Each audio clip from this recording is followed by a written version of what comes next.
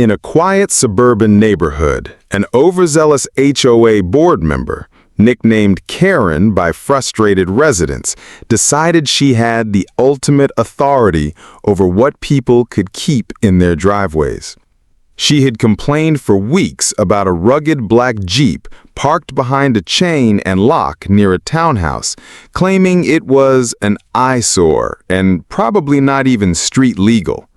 One afternoon, fed up and emboldened by her own sense of control, Karen marched down with bolt cutters, snapped the lock, and dragged the Jeep halfway down the street. Neighbors watched in disbelief as she boasted about restoring order to the community. But within the hour, a convoy of plainclothes officers showed up.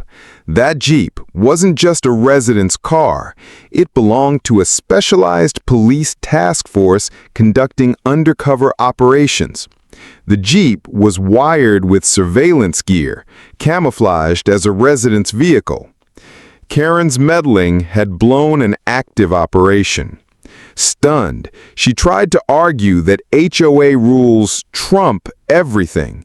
The officers explained she had not only committed vandalism and theft, but also interfered with law enforcement. The neighborhood realized that Karen's obsession with control had crossed a line that could have endangered lives. The irony was clear. In her attempt to enforce petty HOA regulations, she had triggered a real legal storm, and possibly a federal case. The dangers of overreach are often underestimated until they result in consequences that ripple far beyond what anyone initially imagined. In many neighborhoods, homeowner associations, or HOAs, are created with the intent of maintaining order, keeping property values stable, and ensuring that the community reflects a certain standard of living. These goals, in theory, are not inherently harmful. In fact, they can be quite beneficial when handled responsibly. However, when someone takes those guidelines and interprets them as unlimited authority, the line between helpful organization and abusive control becomes blurred. Overreach occurs when authority is exercised in a way that goes beyond its intended scope, and in the case of HOAs, this can manifest in overly strict enforcement of minor rules, unnecessary policing of neighbors' behavior, or even tampering with personal property. While some may dismiss these acts as trivial annoyances, they can quickly spiral into situations with very real legal, social, and even safety-related consequences. The story of Karen cutting a lock to seize a Jeep illustrates this problem vividly. From her perspective, she may have felt she was protecting the neighborhood's aesthetic or reinforcing HOA regulations. Yet what she failed to realize was that her authority had limits. A homeowners association is not a law enforcement agency. It does not have the legal right to destroy or confiscate property without due process. The moment she crossed that boundary, her actions shifted from community enforcement into criminal activity. This is the essence of overreach. It is not just about being too strict, but about exercising power in a way that disregards legal boundaries and undermines trust within the community. Educationally, this scenario highlights an important civic lesson. Authority must always be balanced by accountability. When organizations or individuals are given responsibility without clear checks and balances, the temptation to expand that power for personal satisfaction or control becomes stronger. In HOAs, board members may be volunteers or elected officials, but they are still human, susceptible to biases, frustrations, and ego. When those emotions guide their decision-making, what was meant to be an orderly system of guidelines can morph into a mechanism of domination. Overreach at this level can create fear among residents, foster resentment, and erode the sense of community that the HOA was supposed to uphold in the first place. The danger also lies in how overreach can escalate. At first, it might look like small infractions, a warning letter for leaving a trash can out too long, a fine for planting flowers not on the approved list, or a complaint about the color of a front door. But when these actions become obsessive, they can encourage board members or self-appointed enforcers like Karen to believe they have unlimited jurisdiction. In their minds, what starts as enforcing rules becomes a mission to control, and that sense of unchecked power leads to riskier behavior. Breaking a lock to move a vehicle was not simply a violation of HOA policy. It was an act of destruction and theft. This shift from rule enforcement to criminality demonstrates how easily overreach can cross legal and ethical boundaries when left unchecked. Furthermore, overreach damages the very purpose of the rules themselves. Instead of maintaining harmony, it generates conflict. Instead of fostering pride in a neighborhood, it creates division and hostility. When neighbors feel their autonomy is under attack, they are less likely to cooperate, less likely to trust, and more likely to push back in ways that can destabilize the community. Ironically, in attempting to control every detail, those who overreach often make the neighborhood less desirable, defeating the goal of preserving property values. Finally, the broader danger of overreach is the precedent it sets. If one person gets away with cutting a lock or confiscating property under the justification of rules, it signals that such behavior is permissible. Others may follow, and soon an entire system of governance loses legitimacy because authority is being abused. Real law is undermined by pseudo-law, and individuals feel they must fend for themselves against those who overstep. This cycle is dangerous not only for neighborhoods, but for society as a whole. The balance between authority and freedom is delicate, and when authority tips too far into overreach, the results can be destructive, unjust, and deeply destabilizing. By studying stories like Karen's, we are reminded that power, no matter how small or local, carries responsibility. Authority must remain within its defined boundaries, and those entrusted with it must recognize that stepping beyond those boundaries can lead to unintended harm. Overreach, especially in the context of community organizations, is not simply a matter of being strict. It is a failure to respect limits, and that failure can have consequences far greater than anyone anticipates.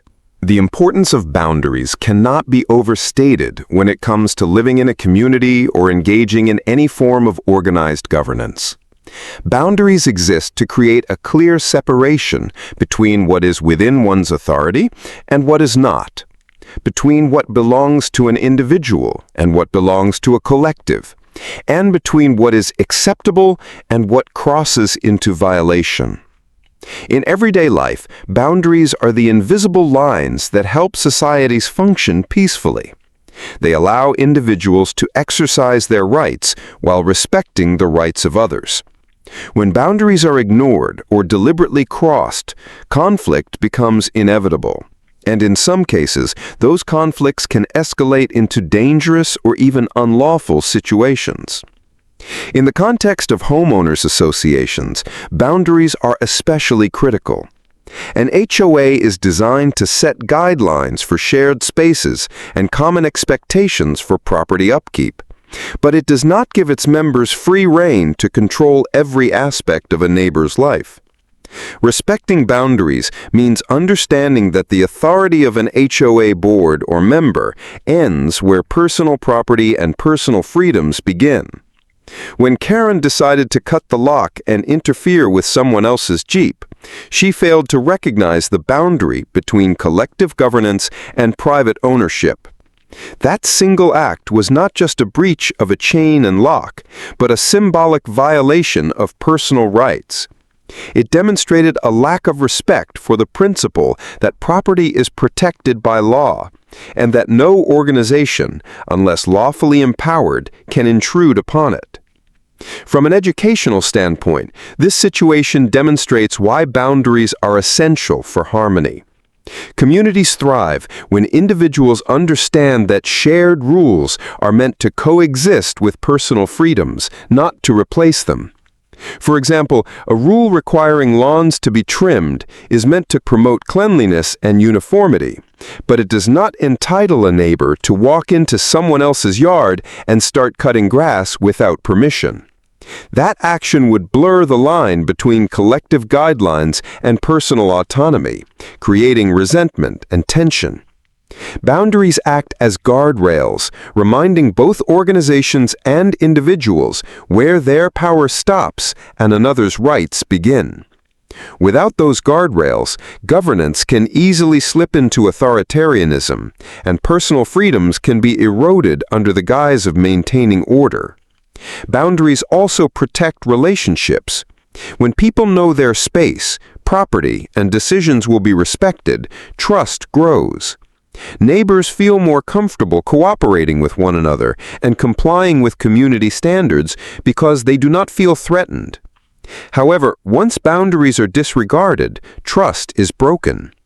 Karen's actions did not only upset the Jeep's rightful owner, they likely made every resident question whether their own property could be interfered with next. Instead of feeling secure in the community, people began to feel watched, judged, and vulnerable. This erosion of trust undermines the sense of safety that communities are supposed to provide. Beyond the neighborhood level, respecting boundaries has larger societal implications. Laws themselves are essentially codified boundaries, designed to prevent individuals and organizations from infringing on the rights of others. When someone crosses those lines, whether through theft, vandalism, or misuse of authority, the system begins to weaken. In Karen's case, crossing a property boundary also crossed into the legal boundary of interfering with a police task force. Her disregard for limits not only violated the rights of her neighbor, but also disrupted the work of law enforcement, showing how one person's failure to respect boundaries can have a chain reaction of consequences that affect the wider community. Another important aspect of boundaries is that they foster accountability. By knowing where authority ends, leaders are reminded that they are answerable for their actions if they overstep. A healthy HOA, for instance, recognizes that while it can set standards, it must operate within local, state, and federal laws. If members begin to act outside of those laws, they can and should be held accountable. This accountability reinforces the importance of respecting lines that should not be crossed. Without boundaries, accountability becomes meaningless as individuals begin to justify their actions under a distorted sense of authority. Ultimately, the educational value in examining boundaries lies in recognizing that they are not about restriction, but about balance. Boundaries ensure that authority is exercised fairly and that personal rights are preserved. They are what allow communities to flourish without tipping into control or chaos. When Karen ignored the importance of boundaries, she transformed what could have been a simple disagreement about parking into a serious legal and ethical breach. Her actions serve as a reminder that the strength of any community rests not only on the rules it creates, but on the respect each member shows for the boundaries that protect both collective order and individual freedom. Unintended consequences are one of the most overlooked aspects of human decision-making. People often act based on what they believe will solve an immediate problem, but they do not always pause to consider how their actions might ripple outward into unexpected areas. In the case of Karen interfering with the Jeep, her focus was on removing what she considered an eyesore or a violation of HOA standards. Her intention may have been to restore order in her community, but the actual outcome was far more severe than she ever anticipated. By cutting the lock and attempting to move the Jeep, she disrupted an active police task force operation, exposed herself to criminal charges, and created tension and distrust among her neighbors. This outcome demonstrates that when people act without foresight, especially in roles of authority, the unintended consequences can easily outweigh whatever small issue they were trying to address. Educationally, the concept of unintended consequences teaches us the importance of critical thinking before taking action. Every choice, no matter how minor it may seem, has the potential to cause effects beyond the immediate situation. For instance, a person might think that leaving a harsh note on their neighbor's door will encourage compliance with rules, but instead it could escalate into hostility or even legal disputes. Similarly, Karen thought she was enforcing community standards, but she failed to consider the legal implications of tampering with property that was not hers. This failure to weigh possible outcomes highlights the need for individuals in positions of responsibility to practice caution and reflection. It is not enough to simply act with good intentions. Actions must be evaluated for their possible consequences. Unintended consequences often arise when people operate under incomplete information. Karen did not know that the Jeep belonged to law enforcement and was part of a task force operation. However, this lack of knowledge does not excuse her behavior, because the principle of respecting others' property should have been enough to prevent her from acting in the first place. This shows that when people disregard established boundaries and systems of law, they open themselves to unforeseen outcomes they could have easily avoided. It also underscores the importance of humility, recognizing that one does not always have the full picture, and therefore restraint is often the wiser path. Acting recklessly, especially when dealing with other people's property or rights, increases the chances of causing damage far beyond what was originally intended. Another aspect of unintended consequences is how they affect communities as a whole. Karen's action did not only disrupt a police operation, it also set off a wave of fear and mistrust within her neighborhood. Neighbors who witnessed or heard about her behavior were likely left wondering whether their own property or rights might be infringed upon next. This creates a chilling effect where people no longer feel secure in their homes, not because of outside threats, but because of internal power struggles. In this way, one person's rash decision can weaken the very social fabric of the community, making it harder for residents to cooperate and live harmoniously. On a larger scale, unintended consequences can also burden institutions such as law enforcement and the legal system. Karen's interference with the Jeep did not just inconvenience her neighbor, it disrupted the work of officers who were relying on that vehicle for operational purposes. This not only wasted resources, but could have jeopardized the safety of officers or compromised the success of an investigation. What began as a personal attempt to enforce HOA rules suddenly became a matter of public safety and law enforcement efficiency. This is an educational reminder that individual actions, no matter how small they may appear, can ripple outward into systems much larger than the original context. Finally, examining unintended consequences helps us appreciate the value of restraint and foresight. Responsible decision-making involves not just asking, what do I want to accomplish right now, but also, what might happen if I take this step? How could this affect others? Could there be outcomes I haven't considered? In Karen's case, a few moments of reflection could have saved her from embarrassment, legal trouble, and the disruption of a police operation. By failing to think beyond her immediate desire to control the situation, she created a chain of problems that no one in her community could have anticipated. In the end, the lesson is clear. When authority is exercised without foresight, unintended consequences are almost inevitable. The story of Karen and the Jeep reminds us that actions do not exist in isolation. They spread, they multiply, and they often return in ways that are far more serious than we imagined. By learning to pause, reflect, and consider the broader impact of our choices, individuals and communities alike can avoid the unnecessary harm that arises when unintended consequences are ignored. Accountability and responsibility are cornerstones of any healthy community, organization, or society. Without them, systems quickly fall apart because rules lose meaning, authority becomes unchecked, and trust erodes. To be accountable means to accept the consequences of one's actions and to acknowledge when one has crossed a line. To be responsible means to act in a way that is thoughtful, ethical, and respectful of both personal and collective boundaries. When Karen cut the lock and attempted to take control of the Jeep, she failed on both counts. She did not recognize her responsibility to respect another person's property, and she attempted to avoid accountability by framing her actions as enforcing HOA rules. Her behavior provides an important lesson in why accountability and responsibility must go hand in hand to maintain order and fairness. From an educational perspective, accountability ensures that rules apply equally to everyone.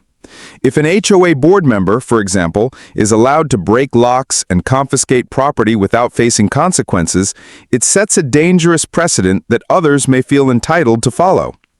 Rules that only apply to some people, but not others, create double standards, which inevitably lead to resentment and conflict. True accountability means that authority figures are held to the same, if not higher, standards as the people they oversee. When leaders or members of an organization fail to demonstrate accountability, they undermine the very legitimacy of the system they're trying to uphold. Responsibility, on the other hand, begins long before a person is held accountable.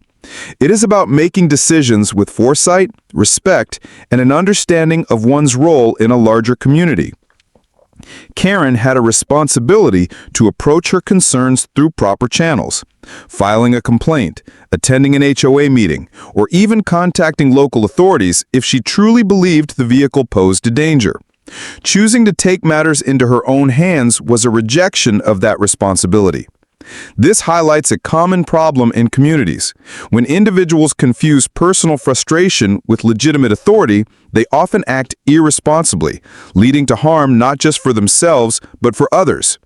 Responsibility requires patience, communication, and restraint, qualities that are essential for peaceful coexistence. Another educational dimension of accountability and responsibility is how they protect fairness. Fairness in a community means that no one is above the rules and no one is unfairly targeted by them. When Karen acted as though she had the power to enforce rules by damaging property, she violated fairness by assuming that her opinion outweighed both the law and her neighbor's rights.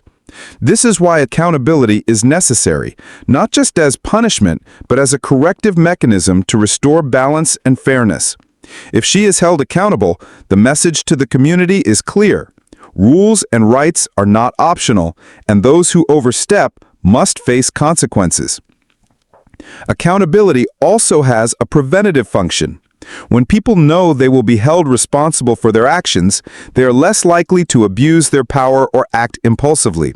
For example, HOA members who understand that damaging property could lead to legal repercussions are far more likely to resolve disputes through proper processes rather than reckless behavior. This preventative effect strengthens the stability of the community and fosters trust between neighbors. Residents can feel confident that no one, even those in positions of authority, will be able to act with impunity. The larger lesson here extends beyond HOAs and into society at large. Governments, businesses, schools, and families all rely on accountability and responsibility to function effectively. A government official who misuses resources, a business leader who exploits workers, or a parent who neglects their child all demonstrate what happens when these principles are ignored. The systems in which they operate begin to crumble because people lose faith in their fairness and effectiveness. Similarly, when Karen acted without accountability and shirked her responsibility, she weakened her HOA's credibility and created distrust among her neighbors. Ultimately, accountability and responsibility are about respect for oneself, for others, and for the systems that make community life possible. They remind us that authority is not a license to act without consequences, but a duty to act with care and fairness. Karen's story is an educational case study in what happens when these principles are abandoned. Instead of strengthening her community, she endangered it. Instead of protecting order, she disrupted it. Her actions underscore the necessity for every individual, regardless of position, to understand that accountability and responsibility are not optional. They are the foundation of trust, fairness, and safety.